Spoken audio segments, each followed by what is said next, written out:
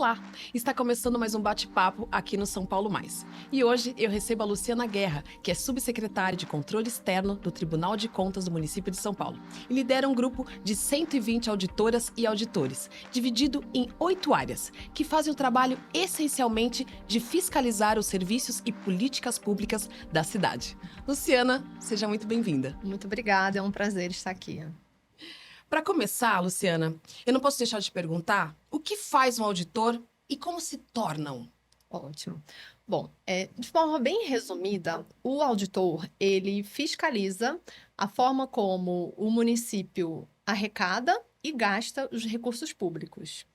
Para se tornar um auditor, é necessário prestar um concurso público específico para auditor de controle externo. Esse concurso, ele possui provas, tanto objetivas quanto discursivas, das mais variadas matérias. Então, existem matérias comuns, por exemplo, contabilidade, direito administrativo, direito constitucional, e matérias específicas de acordo com a formação desse auditor. Então, atualmente, nós temos auditores de formação jurídica, contabilidade, administração, engenharia civil, ciências atuariais, dentre outras. Então, para realizar o concurso específico para essa carreira, também uma parte da prova é específica das matérias daquela formação.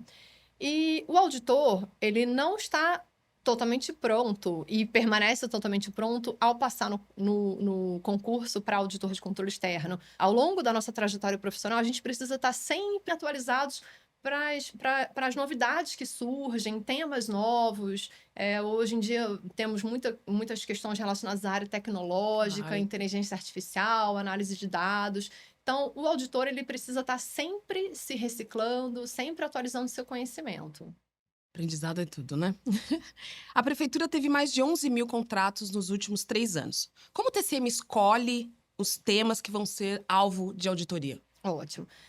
De uma forma também bem ampla, a gente se baseia sempre em 4 critérios: a materialidade, que é o valor envolvido, o risco, que é a chance de alguma coisa acontecer e essa coisa impactar no resultado esperado. A relevância, que tem relação com o impacto daquele tema, daquele objeto na vida das pessoas, e a oportunidade, ou seja, se é o momento adequado da gente realizar aquele trabalho, porque a gente prioriza no TCM São Paulo a atuação preventiva para que a gente consiga fazer um trabalho antes de acontecer algo que depois a única coisa que resta é a punição. Então, a gente sempre prioriza a atuação preventiva. E também a oportunidade tem relação com se a gente tem disponíveis os meios, as informações, as ferramentas necessárias para realizar aquele trabalho. Então, com base nesses 4 critérios, a gente seleciona o que vai ser feito. A gente tem anualmente um plano de fiscalização, e nesse plano de fiscalização, alguns temas já estão definidos. São temas mais robustos, que não mudam ano a ano, por exemplo, não é algo que vai mudar ao longo do ano. São políticas públicas que a gente já seleciona para realizar fiscalizações no ano seguinte. Mas, ao longo do ano, surgem temas que acontecem na cidade que a gente precisa atuar, porque é um tema relevante, é uma notícia que surgiu que a gente não tinha conhecimento, então a gente atua também. Exatamente, contratações emergenciais, por exemplo. A gente também atua a partir de editais de licitações e contratações que a prefeitura realiza ao longo do ano. E também atuamos com base em representações e denúncias, que é quando um cidadão ou uma empresa leva ao tribunal algum fato do qual ele teve ciência que pode configurar uma irregularidade. Então, a gente também trabalha mediante essas situações, representações e denúncias. E quais são as ferramentas desse trabalho de auditoria? Ótimo. Na prática. Perfeito. Como eu falei, né, nosso trabalho ele é todo com base nas normas e a gente realiza procedimentos. Desde procedimentos mais simples, como entrevistas, visitas, comparar documentos com normas aplicáveis, com legislação. E a gente sempre busca, a gente precisa, para chegar nos nossos resultados, a gente precisa de evidências. Ou seja, a gente precisa coletar dados, analisar dados. Dependendo do objeto que a gente está fiscalizando, a gente utiliza, por exemplo, diversos instrumentos. Então, um exemplo, na merenda escolar, a gente utiliza balanças, utiliza paquímetros, utiliza refratômetros, que é um instrumento para medir se uma fruta é doce ou não é doce, de acordo com o parâmetro que está especificado Já no especificado. contrato. Como eu falei, a gente sempre compara a realidade com uma referência. Na engenharia, a gente realiza também ensaios de laboratório. Então, extraímos, por exemplo, um pedaço do asfalto, um corpo de prova, ensaiamos aquele pedaço do asfalto, né, falando em termos mais simples. Fazemos ensaios também nos concretos. E utilizamos também outras ferramentas, por exemplo, para captação de imagens, drones.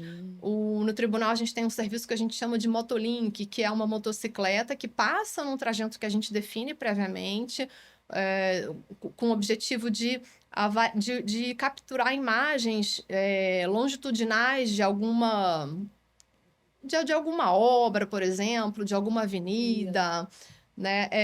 Também trabalhamos com imagens georreferenciadas e não podemos deixar de falar da questão dos dados, né? A parte de cruzamento de bases de dados, processamento e a partir disso a gente hoje em dia, como os dados são muito ricos, muito vastos, a gente está cada vez se aprimorando mais para conseguir fazer cruzamentos que cheguem a informações importantes e úteis. E também estamos avançando na área da inteligência artificial. Existe atualmente um grupo de estudo para que a gente possa avaliar como agregar da melhor forma possível a inteligência artificial nos nossos trabalhos de fiscalização. Maravilhoso isso aí. Você pode citar alguns exemplos do impacto das ações do tribunal na gestão pública da cidade? Claro, perfeito. Primeiro, eu queria comentar o seguinte: os tribunais de contas do Brasil, né, existe uma interlocução muito grande entre todos os 33 tribunais de contas, e foi criado há alguns anos um manual para quantificar os benefícios da atuação dos tribunais de contas. Então, esses benefícios, eles podem ser qualitativos ou podem ser quantitativos. Então, por exemplo, benefício qualitativo. Se a gente está realizando uma fiscalização num edital, né? O edital é aquela regra para poder escolher um fornecedor, por exemplo.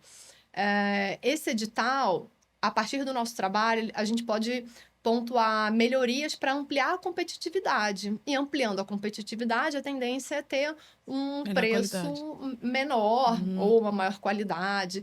Então, esse é um exemplo de uma atuação do Tribunal de Contas que tem um benefício qualitativo. No quantitativo, a gente separa em quantitativo financeiro ou quantitativo não financeiro. Então, no financeiro, por exemplo, a nossa atuação pode, numa licitação, por exemplo, pode fazer com que o valor de referência daquela licitação seja reduzido, porque, eventualmente, a gente pode ter identificado alguma inconsistência na pesquisa de preço. E esse valor reduz, o que se transforma em economia para o município. Um exemplo de benefício quantitativo não financeiro é, por exemplo, atendimento de pessoas em situação de rua. A nossa atuação pode aprimorar aquele fluxo, aquele processo e fazer com que mais pessoas passem a ser atendidas. Então, é um benefício quantitativo que não é medido em dinheiro, mas é medido, nesse caso, em aumento das pessoas atendidas por esse serviço. Luciana, você é uma das principais lideranças do TCM. É uma mulher, é mãe, é engenheira. Como a sua experiência fora do tribunal, sua formação, sua carreira, impacta no seu dia a dia como gestora? Bom, vou voltar um pouquinho para a época em que eu estava na faculdade. Eu sempre gostei da área de exatas, que é uma área que normalmente tem uma quantidade menor de mulheres, e decidi fazer engenharia. E eu me formei no Rio de Janeiro, no Instituto Militar de Engenharia, que realmente tinha uma quantidade, na época, muito pequena de mulheres. E durante a faculdade, eu sempre tive vontade de ter atividades por fora. Então, eu estagiei um período em obra, eu fui revendedora de revista de cosméticos. Sim. E teve uma determinada época, no segundo, terceiro ano da faculdade, que eu montei com um colega um grupo de aulas particulares e eu gerenciava esse grupo de aulas particulares de todas as Já era uma gestora, matérias. né? Eu gostava. E tinha professores de todas as matérias, então pessoas que não eram da nossa faculdade, história, geografia, eu dava aula de matemática, física, química. E eu gerenciava tudo, o calendário, os pagamentos. E foi uma experiência já muito interessante, minha primeira experiência, digamos assim, de gestão. No último ano de faculdade, eu tive que parar com essa atividade, porque eu me dediquei à engenharia, passei a estagiar na área de estruturas, projeto estrutural, que as pessoas chamam de cálculo estrutural. Sim. E depois de formada, eu fiquei 10 anos nessa área. E nesse período foi quando as minhas 3 filhas nasceram e eu conseguia conciliar. Então, assim, eu sempre me habituei a conciliar várias caixinhas.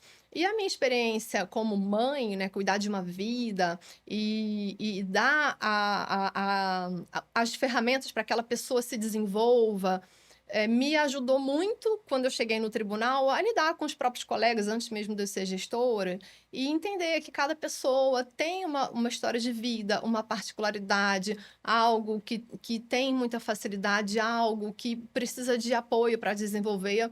Então, a maternidade, essa experiência, né, de criar uma pessoa, me ajudou muito no trabalho. E, por outro lado, também no trabalho, com os cursos que a gente realiza sobre gestão e na prática também do dia a dia, me ajuda a lidar com as minhas filhas, Sim. né? A gerenciar o momento de cada uma, a demanda que cada uma tem naquela fase da vida, a ter mais paciência. Então, eu digo que uma coisa ajuda a outra. Eu me sinto mais completa como gestora por ser mãe e ter que gerenciar tudo isso. Quando a gente fala em auditoria, em fiscalização, a gente prevê sempre uma relação problemática entre quem fiscaliza e quem é fiscalizado. Esse conflito existe mesmo? Como é no dia a dia? Ótima pergunta. Eh, a gente sempre fala o seguinte: o auditor, ele não está auditando a pessoa que está do outro lado, ele está auditando um processo, um procedimento. A ideia, a filosofia é que a gente consiga agregar valor para melhorar aquele processo e não temos a intenção de encontrar problemas e apontar o dedo para problemas, né? As normas brasileiras de auditoria do setor público, elas prezam muito por essa boa comunicação com o auditado para a gente poder, ao se apresentar no primeiro contato, no início de uma fiscalização, a gente já mostrar que ambos os lados desejam o mesmo objetivo. Ou seja, a gente não fiscaliza uma pessoa, a gente fiscaliza o processo. A equipe de auditoria se apresenta, apresenta o que vai ser fiscalizado, qual é o objetivo daquela fiscalização, para que a gente tenha um ambiente colaborativo e não um ambiente de estresse, um ambiente difícil. Uma das estratégias usadas em auditorias que a gente costuma ouvir é o elemento surpresa. Isso realmente existe? Ele acontece? Explica pra gente como que é. Perfeito. Então, o que é o elemento surpresa, né? Primeiramente, porque talvez nem todo mundo conheça essa expressão. É a gente chegar ao local, ao que a gente vai visualizar para poder fazer a nossa auditoria e a gente encontrar a situação real, como ela é. Ou seja, não é uma situação que uma outra pessoa disfarçou algum ponto.